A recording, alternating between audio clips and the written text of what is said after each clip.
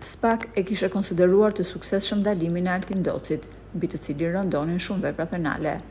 Në ambientin e burgut, Doci ndodhej që në vitin 2020, e teksa familjarët e viktimave mendonin se drejtësia ishte vendosur, Doci po përpilonte planin se si të arratisej nga burgu. Kishte punuar gjatë për arratisjen, që sipas ekspertëve i ngjan skenari të një filmi hollywoodian. Megjithatë, Altin Doci ka bërë që policia të gjunjësohet para arratisjes së tij. Por si ka ndodhur gjithë skenari? Doci kishte mirëmenduar planin për t'u arratisur nga spitali i Durrësit. Vetëm 5 policë shoqëronin, ku njëri prej tyre ishte shoferi, 2 të tjerë pritën në furgon dhe vetëm 2 u futën brenda në spital. Pasi është futur në dhomë, i burgosur i ka kërkuar policit që të shkojë për nevoja personale në tualet. Polici dha leje.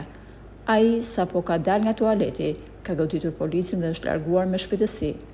Por Doci nuk ka qenë i vetëm në gjithë aksion, pasi pas tij fshihet edhe një tjetër grup.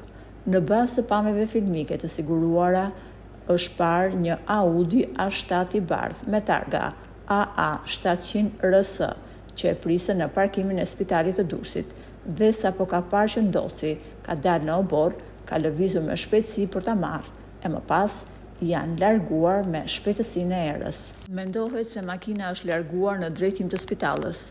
Këtë ngjarje e ka konfirmuar edhe policia e burgjeve, ndërsa polici që shoqëronte është shprehur se ka qenë i papërgatitur për këtë situatë të paparashikuar.